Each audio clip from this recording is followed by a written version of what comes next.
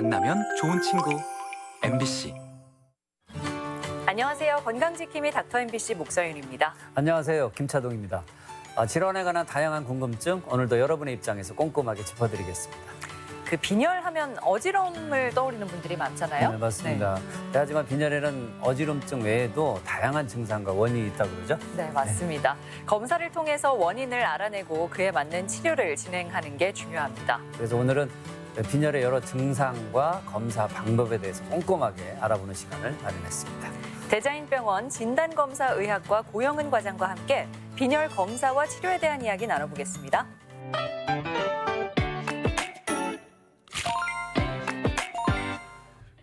빈혈에는 여러 증상이 나타나는데요. 오랜 시간 조금씩 진행되면 특별한 증상을 느끼지 못하는 경우도 있다고 합니다. 간단한 검사법으로 진단할 수 있어 정기적으로 검사를 한다면 조기에 발견할 수 있을 텐데요. 진단검사의학과 전문의 고영은 과장과 함께 빈혈의 증상과 검사법에 대해 자세히 알아보겠습니다.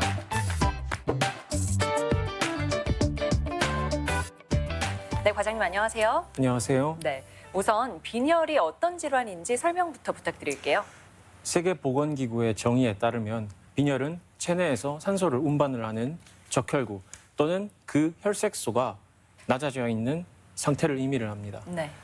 일반적으로 이는 혈색소 수치를 검사를 하여서 그것을 기준으로 판단을 하게 되고 이 수치는 남성 기준 13.0, 여성 기준 12.0입니다.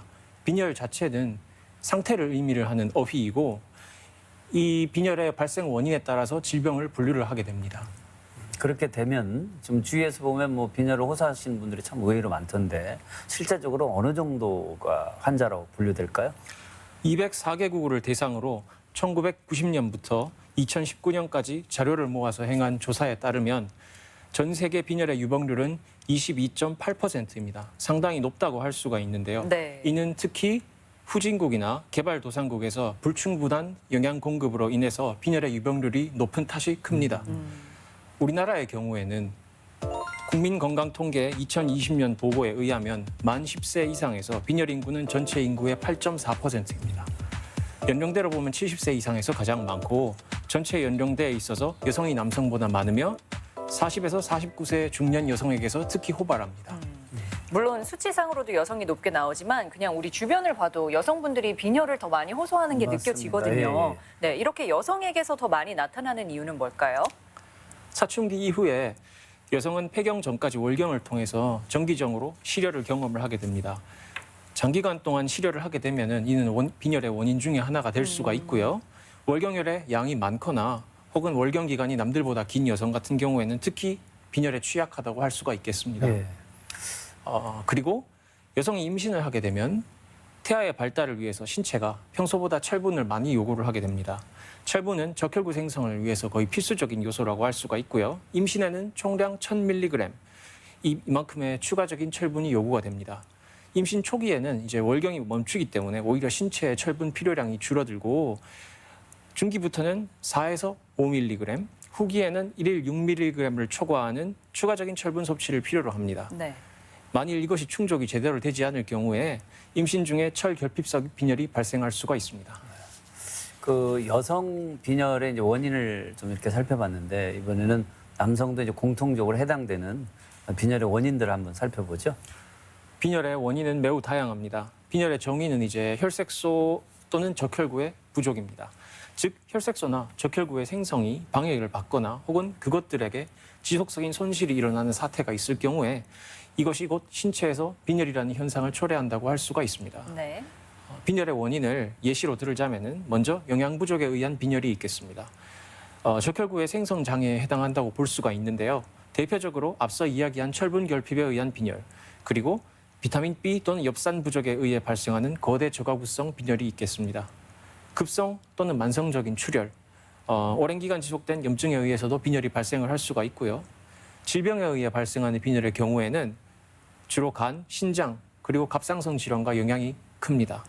간 질환에 따르는 내장관 출혈, 그리고 영양 불균형이 빈혈을 초래를 할 수가 있고 만성 신질환 같은 경우에는 신장에서 적혈구를 만들도록 하는 에리스로포이에틴이라고 하는 EPO라고 하지요.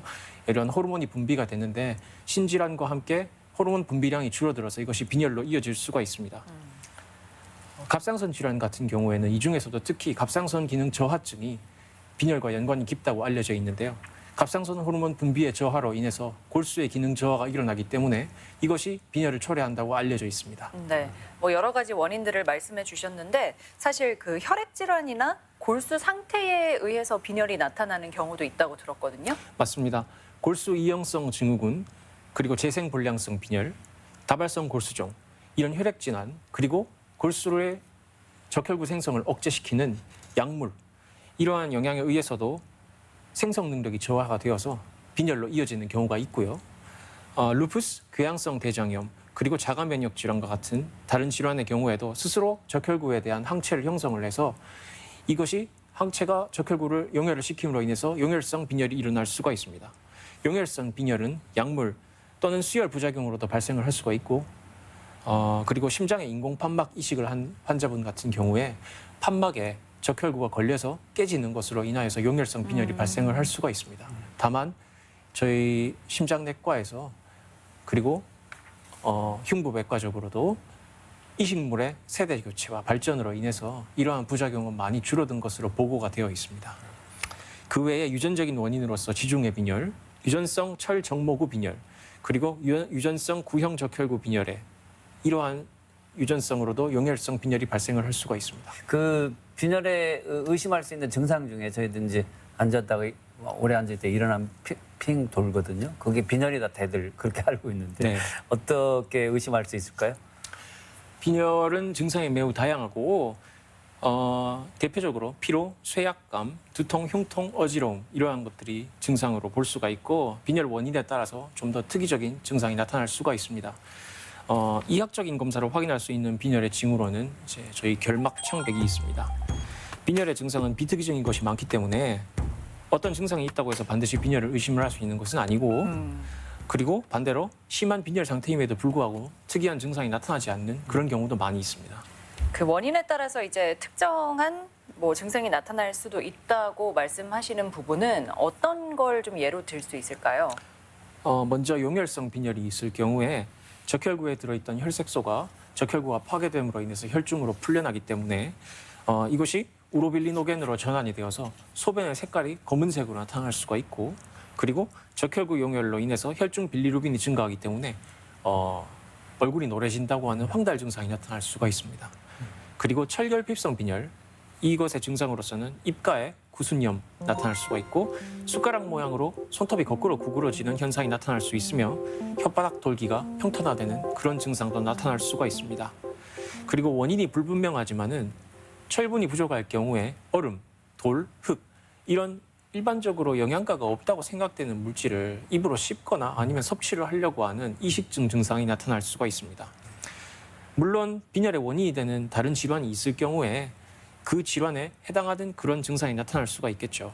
위궤양에 의한 출혈이 있을 경우에는 일반적인 위궤양의 증상이라고 할 수 있는 이제 복통 그리고 혈변이 나타날 수가 있습니다. 앞서 말씀드렸듯이 빈혈의 증상은 비특이적인 경우가 많기 때문에 증상 관찰보다는 검사에 의한 결과로서 진단을 하게 됩니다. 그러면 이제 어떤 검사들이 이루어질까요? 가장 먼저 건강검진에서도 흔히 행하는 혈액을 사용한 전혈구 검사가 있습니다. 흔히 피검사라고 하는 가장 일반적인 검사라고 할 수가 있는데요. 전혈구 검사에서 혈색소가 낮게 측정이 되면은 이를 빈혈 상태로 파악을 하고 빈혈의 원인이 되는 질환 또는 어떤 소스를 파악을 하기 위해서 다른 검사를 추가적으로 행하게 됩니다. 네. 사실 우리가 여러 가지 검사를 하면 이제 수치로 나오잖아요. 그런데 그렇죠. 그게 무엇을 의미하는지 잘 모를 때가 많거든요. 그래서 뭐 피검사에서 이렇게 나오면 이건 빈혈일 수 있다 이런 식으로 설명을 한번 해주시면 도움이 될 것 같아요. 가장 먼저 헤모글로빈 수치가 있고요. 이것은 이제 앞서 설명드린 대로 빈혈을 판정을 하는 수치이고 체내에서 산소를 옮겨주는 역할을 하고 적혈구 안에 있는 그런 물질입니다. 그리고 MCV라고 나오는 수치는 적혈구의 평균적인 크기를 나타내는 지수이고 MCHC와 MCH는 적혈구 안에 혈색소가 얼마나 들어있는가를 계산을 한 수치입니다. MCV와 MCHC 등의 수치들은 빈혈의 진단에도 도움이 되는데요.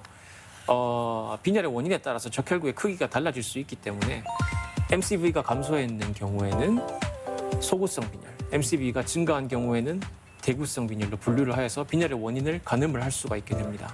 그리고 RDW 같은 경우는 적혈구들의 크기가 얼마나 고른가를 나타내는 지수입니다. RDW 값이 클수록 적혈구들의 크기가 들쭉날쭉하다는 의미가 되고 빈혈 환자의 적혈구는 크기가 일정하지 않고 모양이 이상한 경우가 많기 때문에 RDW 수치가 상승을 하게 됩니다. 추가로 말씀드리자면 이제 WBC라고 하는 것은 백혈구 수치를 의미를 하고 염증이 있을 경우에는 증가를 하죠. 그리고 PLT는 혈소판 수치이고 출혈이 있을 경우에 지혈작용을 하는 혈소판의 절대량을 나타내는 수치입니다. 이렇게 이제 빈혈로 진단을 받으면 추가적으로 또 검사를 해야 될 것 같은데요. 어떤가요? 추가 검사로는 먼저 적혈구 형태를 파악을 하기 위해서 말초혈액 도말 검사를 시행을 하는데요. 말초혈액 도말 검사는 슬라이드에 채취한 혈액을 한 방울 떨어뜨려서 같은 슬라이드로 얇게 편 다음 그것을 염색하여서 현미경으로 저희 의사들이 직접 눈으로 확인을 하는 검사입니다. 빈혈 환자의 적혈구는 원인에 따라서 정상인의 적혈구와 다른 특수한 모양을 하고 있는 경우가 많고 생산이 부족한 철결핍성 빈혈 이런 경우에는 적혈구가 정상적으로 생성이 되지 못하기 때문에 눈물 모양의 찌그러진 형태를 보이는 등의 이상을 눈으로 저희가 확인을 할 수가 있습니다. 그리고 채취한 혈액에서 망상적혈구라고 하는 미성숙 적혈구의 분율 검사를 시행하여서 빈혈 상태에 대한 골수의 적혈구 반응 수준을 검사를 할 수가 있습니다. 출혈이나 실혈, 용혈에 의한 빈혈의 경우에는 신체에 모자란 적혈구를 대체하기 위해서 미성숙 적혈구를 골수에서 많이 내보내게 되는데요. 따라서 망상 적혈구 분열이 일반적인 사람에 비해 가지고 혈액에서 많이 상승하게 됩니다. 분율이 정상이거나 그 이하라면 적혈구 생성에는 문제가 없다고 저희가 생각을 할 수가 있고 다른 원인을 의심을 하게 되고요. 일반적으로 0.5에서 2.5%가 정상 수치로 생각이 됩니다. 그리고 전혈구 검사에서 혈색소 감소에 동반하여서 백혈구가 일반보다 이제 크게 상승을 한 경우에는 그리고 혈소판 백혈구가 모두 함께 감소하는 전혈구에 이제 감소가 있는 판사이토피니아라고 하는 문제가 발생한 경우에는 골수 질환에 의한 문제를 저희가 의심을 할 수가 있고 신장이나 간의 질환이 있는 경우에 신장 기능을 보는 검사인 크레아티닌 수치를 확인을 하게 됩니다. 철결핍에 의한 빈혈은 혈중 페리틴과 철결합능 검사를 시행을 하여서 비타민 부족에 의한 빈혈은 혈중 비타민 B12 그리고 엽산 농도를 직접 측정을 하여서 진단을 할 수가 있습니다. 네. 뭐 상세히 설명을 해주시긴 하셨지만 네. 저희 같은 비전문가는 사실 뭐 해석하기가 굉장히 어렵겠다는 생각은 들어서 해석하는 건 이제 전문가들이 해주시면 좋을 것 같고 그러면은 이런 검사를 받기 전에 우리가 주의해야 할 사항에 대해서 알고 있는 건 좀 중요할 것 같거든요. 빈혈을 진단하는 검사는 혈액 검사이고 따라서 이제 검사 측에서 잘 하는 것도 중요하지만은 검사를 받는 쪽에서도 컨디션을 좋게 유지하는 것이 중요를 하고 그에 해당하는 사항을 몇 가지 말씀드릴 것이 있습니다. 네. 검사 전에 주의하셔야 되는 사항들 일반적으로 혈액 검사할 때 영향을 줄 법한 요인들이 이에 해당이 되고 우리가 검사실에서 혈색소를 측정하는 방법은 먼저 자동 혈구 계산기를 통해서 하게 되는데요. 이제 기계를 통해 자동으로 검사를 하신다고 생각을 하면 되고 이 기계를 통과시키면 적혈구가 모두 용해가 됩니다. 그리고 안에서 혈색소가 흘러나오면 그것을 약품과 결합을 시켜서 결합시킨 상태의 혈색소에 특정 파장의 빛을 쬐는 다음 이 빛이 얼마나 흡수되느냐를 재어서 혈색소가 얼마다라고 판정을 하게 되는데요. 따라서 혈액이 탁해지면은 빛이 많이 흡수가 되니까 흡광도에 영향을 주는 수치는 모두 혈색소 검사를 부정하게 한다고 볼 수가 있습니다. 고지혈 상태 검사는 고지혈 상태의 검체는 혈중 지질이 검체를 탁하게 하여서 혈색소 수치를 일반적인 경우보다 높게 나타나게 하고요. 검사 전날에 기름진 음식을 많이 먹는다던가 이런 것만으로도 지질에 영향을 미칠 수가 있기 때문에 검사 받으시는 측에서도 이것을 주의를 해주시면 좋고요. 지나치게 탈수된 상황, 즉 검사 전에 금식을 요구하는 그런 경우에 물 한 방울 마시지 않고 이제 굉장히 수분이 부족한 상태의 경우에는 혈장이 농축이 되기 때문에 이 또한 혈색소가 실제보다 높게 측정되게 하는 요인이 됩니다. 주사기로 혈액 검사를 채취를 할 때 특히 입원하고 있는 환자 같은 경우에 수액을 맞고 있는 경우가 있는데요. 수액이 들어가고 있는 쪽에 팔에서 혈액을 채취할 경우에 혈액이 묽어지기 때문에 묽어진 혈액으로 검사를 시행하면 혈색소가 실제 수치보다 낮게 측정이 됩니다. 그리고 혈색소를 재기 위해서 혈액 검체를 채취하는 과정이 원활하지 못해서 용혈된 검체를 검사를 할 경우에는 혈색소 수치 자체에는 영향을 미치지 않지만은 이제 적혈구에서 파생이 되는 MCV, MCHC 등의 적혈구 관련 지표 측정이 부정하게 됩니다. 일반적인 고려 사항은 아니지만은 고빌리루빈 혈증 그리고 매우 높은 백혈구 수치 이것이 있는 경우에도 혈액의 탁도에 영향을 주기 때문에 검사 결과가 부정확해질 수 있습니다. 그런 의미에서 드리는 질문인데요. 아예 공복으로 상태에서 이렇게 혈액 검사를 하면 정확한 수치가 나온다. 언뜻 들은 얘기인데 그게 정확한가요? 먼저 빈혈을 진단하기 위해서 저희가 하는 검사가 혈색소 검사라고 말씀을 드렸었는데요. 일반적인 전혈구 검사에 포함되는 혈색소 검사 같은 경우에는 금식과는 관련이 없다 이렇게 말씀을 드릴 수가 있겠습니다. 하지만은 보통 건강검진을 병원에서 시행을 하면은 금식을 해주세요라고 저희가 말을 듣게 되는데요. 네. 특히 8시간에서 12시간 정도를 요구를 받죠. 이 경우는 채취한 혈액으로 전혈구 검사만 시행하는 것이 아니고 다른 검사도 많이 같이 시행을 하기 때문에 그 안에 포함된 검사 중에 금식이 요구되는 검사가 많이 있기 때문에 그런 요구를 하는 것이고요. 대표적인 예로 아까 말씀드렸듯이 지질 검사가 포함이 됩니다. 지질 검사는 중성지방과 저밀도 지질 단백이 특히 식단에 영향을 많이 받고 밥을 먹으면은 상승을 하기 때문에 기름진 음식을 섭취를 하면 물론 더 많이 상승을 하겠죠. 따라서 금식이 필수적이고요. 혈당 수치도 영향을 받는 검사로서 포함이 되고 안정 상태에서 정확한 수치를 검사를 해야만 당뇨와 관계되는 혈당 수치를 정확하게 잴 수가 있기 때문에 공복 상태에서 체혈한 검체가 필수적입니다. 빈혈의 진단과 관계를 한 다른 검사로서는 혈중철 그리고 비타민 B12 농도 이런 것은 식사에 영향을 받을 수 있기 때문에 마찬가지로 금식을 해주셔야 됩니다. 공복 시간뿐 아니라 혈액 검사 전에 최소한 24시간 내에는 과도한 운동이나 평소와 크게 다른 식단, 과하게 기름지다거나 이런 것도 포함이 되겠죠. 그런 것을 섭취하시거나 또는 알코올 섭취를 특히 하지 않으시는 것이 권장이 되는데요. 실제로 검사를 시행하는 병원 측에서는 안정적인 검사 결과를 내기 위해서 24시간뿐 아니라 2, 3일 정도 안에는 그러한 변화를 주지 말라고 요구를 할 수가 있습니다. 신체 활동은 근효소 검사 그리고 지질 수치에 영향을 주는 것으로 알려져 있고 혈중에 에탄올이 잔존하고 있으면은 이는 간 효소의 측정을 영향이 미칩니다. 이런 검사를 받은 이후에 이제 빈혈로 진단이 되면 치료를 받아야 하잖아요. 네, 치료는 어떻게 진행이 되나요? 빈혈의 치료는 빈혈의 원인이 되는 질환을 해결하는 것이 기본이라고 할 수가 있고요. 갑상선, 신장 또는 간 질환 이런 기저질환에 의한 빈혈의 같은 경우에는 해당 질환을 치료하는 것으로 자연스럽게 해결이 됩니다. 장기간의 염증에 의한 빈혈도 염증이 해결이 되면 자연스럽게 해소가 되고요. 하지만은 영양 섭취 부족에 의한 빈혈, 즉 철분과 비타민 부족에 의한 빈혈은 해당 성분을 경구 섭취하거나 정맥 주입하는 것이 필요하겠죠. 식사로서 해결할 수가 없는 경우에 혹은 빠른 해결이 필요한 경우에는 해당 성분을 농축한 제제 혹은 그런 주사 제제를 몸에 투여함으로써 치료를 하게 됩니다. 네. 그 빈혈이 이제 만성화되는 걸 걱정을 많이 하더라고요. 치료 예후는 어떤가요? 영양 불균형에 의한 빈혈의 경우에는 단기간 예후는 아주 좋다고 볼 수가 있고요. 적절한 치료가 없이 방치되어서 만성화될 수가 있는데 이러한 경우에는 확실히 면역력을 저하시키고 만성적인 저산소 상태를 초래를 하기 때문에 예후에 영향을 미친다고 볼 수가 있습니다. 이는 심장 활동을 증가시키기 때문에 자연히 심장에 부담을 주어서 심부전을 일으킬 수가 있고요. 만성빈혈은 오래전부터 심질환 또는 심부전과 상관관계가 있는 것으로 알려져 있습니다. 그리고 임신부의 경우에는 빈혈이 만성화될 경우에는 조산을 초래할 수 있는 경우로 알려져 있습니다. 네. 사실 우리가 빈혈하면은 워낙 흔하다 보니까 좀 그렇죠. 간과하는 부분도 있는 것 같고 말씀하신 것처럼 그냥 괜찮아지겠지 하고 놔두다가 더 악화되는 경우도 있는 것 같아요. 그래서 평소에 빈혈을 예방할 수 있는 방법에 대해서 알아보면 좋을 것 같거든요.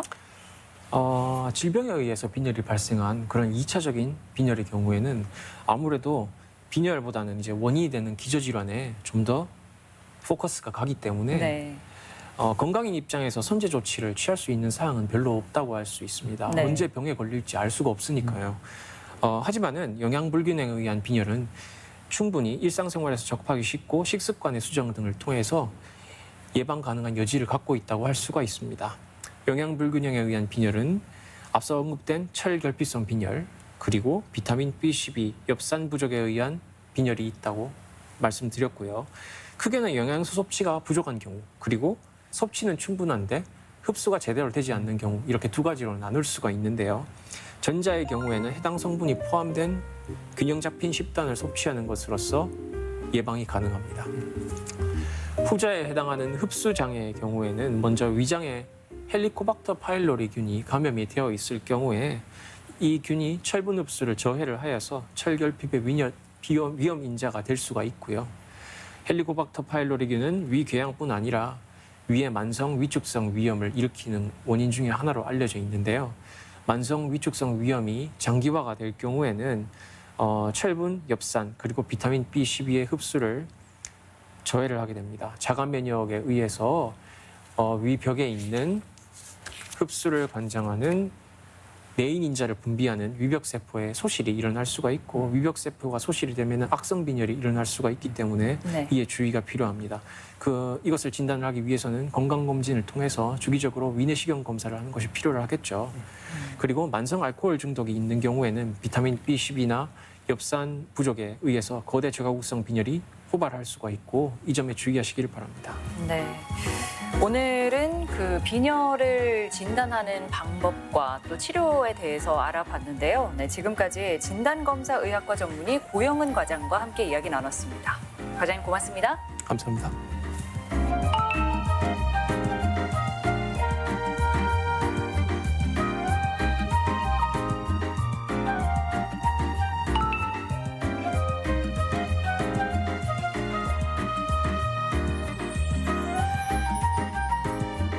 치매는 멸균 능력이 있어서 입안의 건강을 유지하는 역할을 합니다. 네. 하지만 몸이 피곤하거나 스트레스 받으면요, 치매 분비가 적어져서요, 구내염이 발생할 수도 있다고 합니다. 네, 구내염이 생기면 자극을 줄 수 있는 맵고 짠 음식은 피하는 게 좋다고 합니다. 또 카페인이 들어간 음료는 입안을 건조하게 하기 때문에 커피보다는 물을 많이 드시는 게 좋다고 하네요. 여러분의 건강과 관련해서 궁금한 점 있으시면 전주 MBC 홈페이지 들어오셔서 질문 남겨주시기 바랍니다. 오늘은 빈혈에 대해서 알아봤습니다. 더 알고 싶거나 또 다른 질환에 대해서 질문이 있으시면 닥터 MBC에 글 남겨주시기 바랍니다. 네, 저희가 준비한 소식은 여기까지고요. 다음 주 이 시간에 다시 찾아뵙겠습니다. 고맙습니다.